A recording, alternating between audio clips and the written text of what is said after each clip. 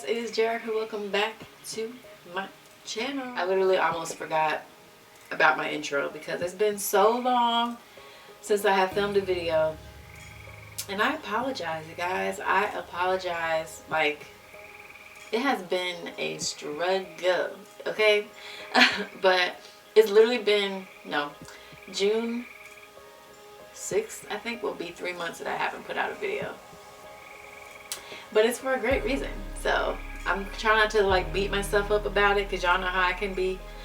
But I am pregnant, and like I can't even believe I am saying these words because it just doesn't feel real. It still doesn't feel real. It doesn't feel real, like at all. And I can't even believe after 9 years of trying to conceive plus a loss that we finally have our miracle baby, our miracle rainbow baby. And I'm just so happy about it. It's like I don't even know how to put it into words. I don't even know how to put it into words.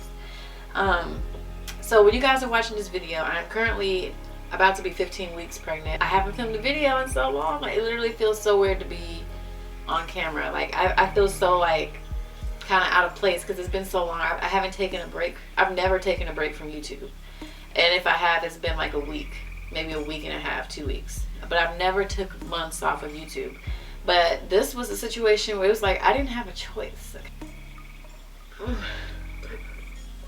Anyway, I'm pregnant, you guys, and I can't believe it. After 9 years of infertility and wondering what's going on, wondering why it hasn't happened, wondering like why, like all these questions, and it really all stemmed down to my journey with endometriosis. And just recently I found out I had PCOS, so much. But I really feel like I'm gonna do a separate video on my endometriosis journey, which I've already done a video on endometriosis itself, so if you want to watch that, that'll be linked above.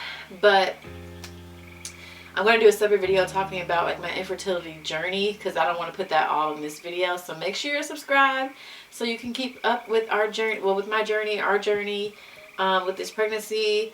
And I'm also going to let you guys know, if you're an OG subscriber and you don't want to be involved in these pregnancy updates, if you don't want to follow my channel with this new life update, you might want to unsubscribe. I'm not saying that my channel is just going to be all about pregnancy from here on out and babies, but this is something in my life that I've wanted for so long, so I'm not going to sit here and say that I'm not making pregnancy videos. It's happening.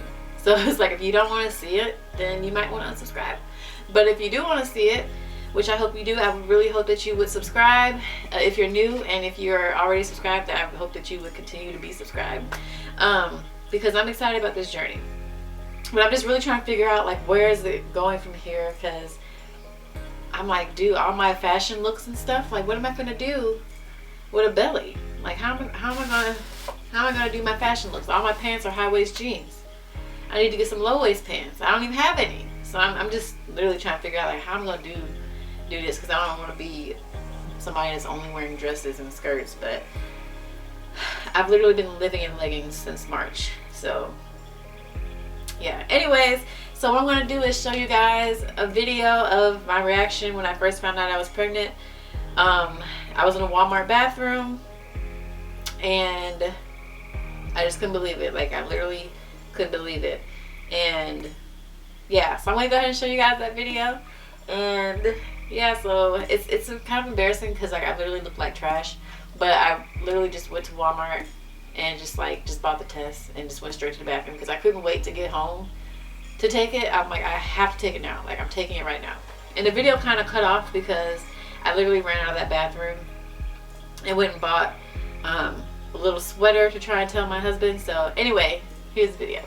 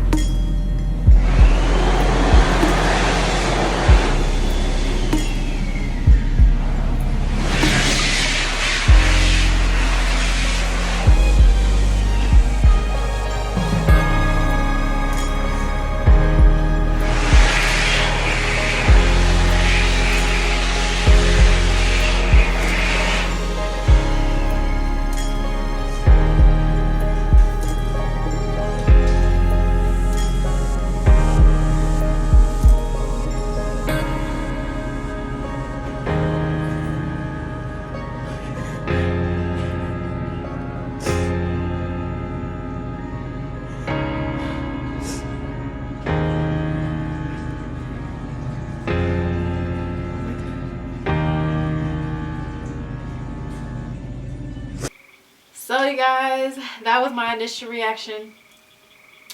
When I looked at that test and saw a second line, I was like, this can't be real. Like, there's no way. There's no way. There's no way. I just couldn't believe it. I'm like, there's no possible way. But there it is. And today, like I said, I'm almost 15 weeks. So you guys are, it took me a minute to update because my first trimester was a struggle. So not only is this going to be me telling you guys that I'm pregnant after 9 years of infertility, it's going to be me sharing you guys, sharing my updates and how I was feeling and how the first 4 to 8 weeks went for me. Because anyway, so the week 4, which is usually around when you find out that you're pregnant because you've either missed a period or you have symptoms. The only thing that I had was some tiredness, and it wasn't just like extreme exhaustion, but I had some tiredness. And I went to get a massage, and I noticed that when I was getting my massage, I fell asleep during the massage. And I normally never fall asleep when I get a massage. I normally just lay there with my eyes closed, but I'm never like sleep. My eyes are closed and I can hear everything. I'm aware of everything. I just close my eyes because I like to, because it's comfortable. But that day, like, I was knocked out. I caught myself snoring 5 times, and I had to keep waking up like, ooh. I'm like, dang, I hope you didn't hear me snoring. So that was, at the time, I didn't think anything of it. I was just like, well, maybe I'm just tired, like, because I've been working and, you know, working retail. So I'm like, maybe I was just tired this week. I don't know. Anyway, I just checked it up today. I'm like, I'm just tired this week. I'm just tired. That was literally the only symptom I had in week 4. Like, after I took my test and stuff, like, I didn't really have any other symptoms besides my normal endometriosis symptoms that I have before I come on my period every time, which is bloating, the endometriosis pain that always lets me know, like, your period's about to come. So I always get that, like, stabbing pain or, like, that dull, achy pain in my uterus and in my legs. So I had all of that, but like I said, I get that every month because of my endometriosis, and that's how I know I'm about to start my period. Like, it comes like clockwork. So that was really the only symptom I had in week 4. It was really nothing out of the ordinary. Week 5 though is when things started to change. Like, things started to change so quickly. Like, week 4 was a breeze, and I'm like, I really took week 4 for granted, because after that things just went downhill so quick. So week 5 is when the nausea started. The extreme, well, not even the, okay, so we'll start with the nausea. It wasn't horrible nausea, but it was there. I was tired. I started noticing that stuff was smelly, and that I started getting a headache every single day. I had a headache every day in week 5, probably week 6 too. Yeah, I had a headache every single day. Like, by the time nighttime came, I had a really bad headache. And with this pregnancy, I haven't taken any medicine, like, outside of the supplements and stuff, which will all be in my infertility video. But like, I just had a headache every single night. But week 5 is when things started to pick up for me, and I'm like, okay, I'm definitely pregnant, because like, the symptoms just skyrocketed. And my doctor also put me on progesterone. The moment I told him I was pregnant, he immediately sent progesterone to the pharmacy, because, like I said, I had a previous loss, and we don't even know. I really think my previous loss was a chemical pregnancy that just took a while for it to actually, like, get through my system. Because when I went to the doctor, there was nothing in my, like, before I miscarried, there was nothing in my uterus. Like, there was nothing there. So I really think it was a chemical pregnancy that never actually, like, happened, if that makes sense. I don't know. But anyway, so week 6, that's when the extreme nausea started. Sorry about that, my camera battery died. But like I said, week 6 is when the extreme nausea, the dizziness, the extreme exhaustion, the extreme food aversions, the smells, and the extreme hunger started. So like I said, things just went downhill, you guys.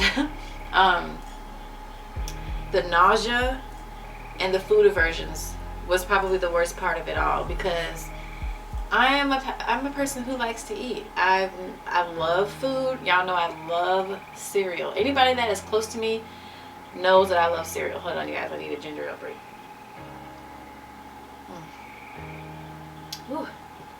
Anybody who knows me knows that I am a cereal fanatic. I eat a bowl in the morning and I eat a bowl before bed. And I couldn't eat anything, you guys. Like, I never vomited, thank God. But I had the extreme nausea and food aversions. Like, everything smelled terrible. Everything made me queasy. Looking at food made me queasy. Smelling food made me queasy. Eating food made me queasy. Like, I couldn't stomach milk. I couldn't eat cereal. I couldn't eat oatmeal. I couldn't even really eat fruit. I was forcing myself to eat fruits, but I could barely get through the fruit. And the fruit was kind of just like making me angry because I would be so hungry again after eating the fruit because it wasn't filling. And I was drinking water. Thankfully, I was able to drink water. I was literally surviving on water, ginger ale, Sprite, 7-Up. But I was trying not to drink too much of that stuff because of all the sugar. But I'm like, dude, I cannot really eat any food. And the shortness of breath, I think, started then too. But like, the nausea and the food aversions was the worst of it all. And I was at work, at my job, literally could not stand my entire shift. I was so dizzy. I was so nauseous. And like, I was miserable, you guys. And the only way I could get through my shift is if they let me sit down.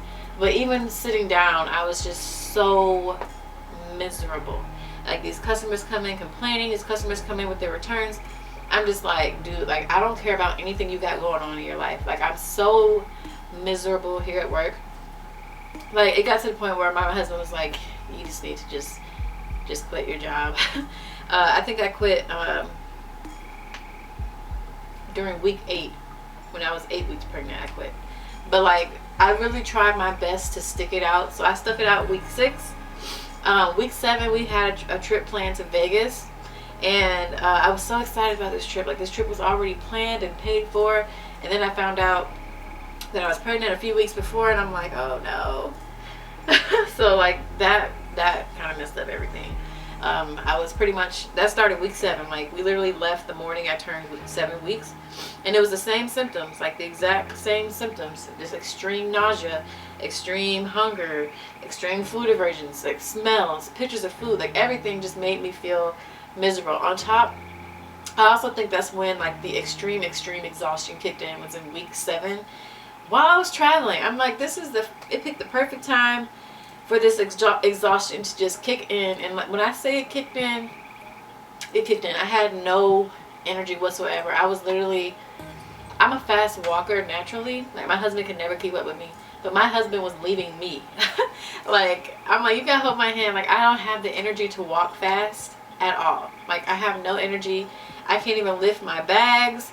I don't want to hold anything. Like, I don't want to roll my suitcase. Like, I was so tired. And you know, when you're in Vegas, there's a lot of walking involved. And since there was COVID regulations and all this kind of stuff, you know, getting into restaurants was hard. And Vegas was packed, you guys. Like, Vegas was like COVID who. When I say it was packed, it was packed. Okay? And we only went because our friend was getting married. So that's the reason why I went, because it was for that. It wasn't like I guess it was like a leisure trip, but I went because of the wedding. Okay? Like, if it was just a fun trip, I probably would have told my husband, like, you know, you go with your friends, you guys have a good time. But since it was because of a wedding, I forced myself to go. And I was miserable the entire time. I literally only came out of the hotel room for the wedding, and I came out to eat, and I went back.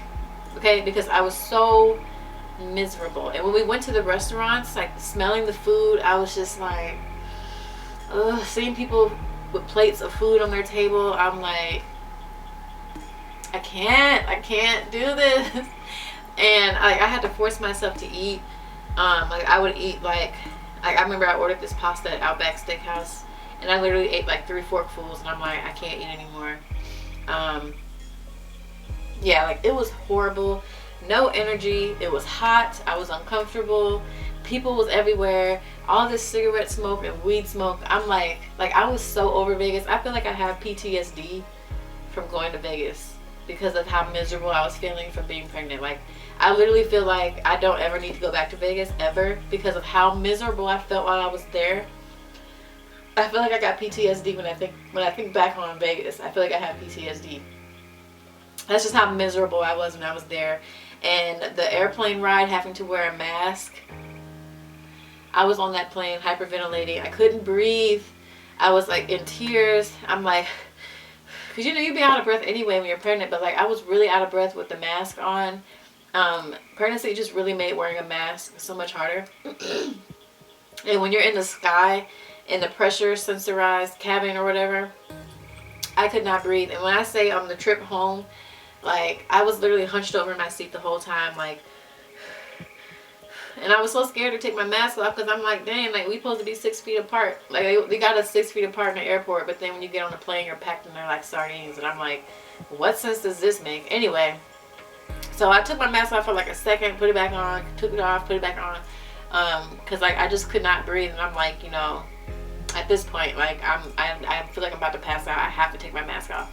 So I took it off in intervals. But like when that plane hit the ground, I wanted to cry so bad. I was so happy to be home. I've never went on vacation and been happy to come back home, ever, but to this trip. And also week 7 started the constipation. Like the constipation started week 7. And I was always somebody who kind of wasn't super regular, but I always went at least every 2 to 3 days. But when I say it was over a week, and when I'm on the toilet straining, I ain't never wanted to poop so bad in my life. I'm like, I ain't never prayed to God to poop, but I was praying to the Lord to poop. And I'm like, talking to my doctor, I'm like, what am I supposed to do? Like I took milk with magnesia, I took Miralax, they told me about Colace. I was scared to do an enema, so I never did an enema.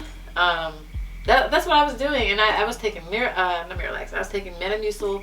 And I'm like, nothing is working. I was just so miserable. My husband was getting concerned. He was like, you just backed up. And I really felt like the not being able to go to the bathroom was also making my nausea worse, because like all this waste was just sitting in me. That's how I felt. I don't know if that's true or not, but I felt like with everything just sitting in my intestines, I felt like that was making me feel more sick. So that was a struggle, you guys. Like week 4 through 8 was horrible, and week 8 started the extreme saliva and the weird taste, and I still have that weird taste in my mouth right now. The saliva part kind of died down a little bit, but the weird taste, and people say it's a metallic-y taste. To me, it don't really taste metallic.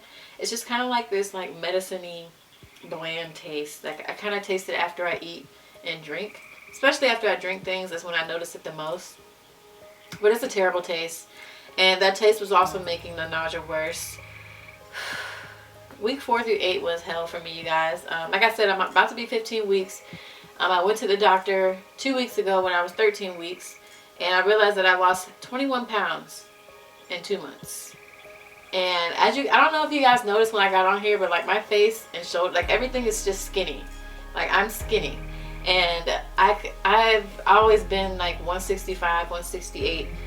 And I just, for some reason, I just couldn't lose the weight. Y'all know I had started my morning routine, my working out, all my goodness stuff. Like all that stuff went out the window when I got pregnant, because I was just so sick. And I've never spent so many days in the bed. And the housework just wasn't getting done. My skincare routine went out the window. My hair washing routine went out the window. Like no makeup whatsoever. Like I did my brows today for this video for the first time in so long, and I'm like, I don't remember how to do my eyebrows. My wig is looking crusty because I ain't did my wig in I don't know how long. Like I'm like, I don't forgot how to do everything. Like what am I gonna do when I do a full face? And I was like, I feel bad because I feel like I abandoned my subscribers, but I literally just could not get on here, you guys. I could not. Okay. But other than that, like I'm feeling a lot better now. But we're gonna get to it. And I was just trying to decide if I was gonna do an update from like 9 to 13 weeks, but nothing really changed between 9 to 13 weeks, so there was really no video for me to do for those weeks. I literally had everything started getting better around week 10 for me. Okay, my computer is about to die, so I guess I need to hurry up. But everything started getting better for me around week 10. Still have the nausea here and there, like right now I'm nauseous, but at week 7 I had my doctor put me on Diclegis.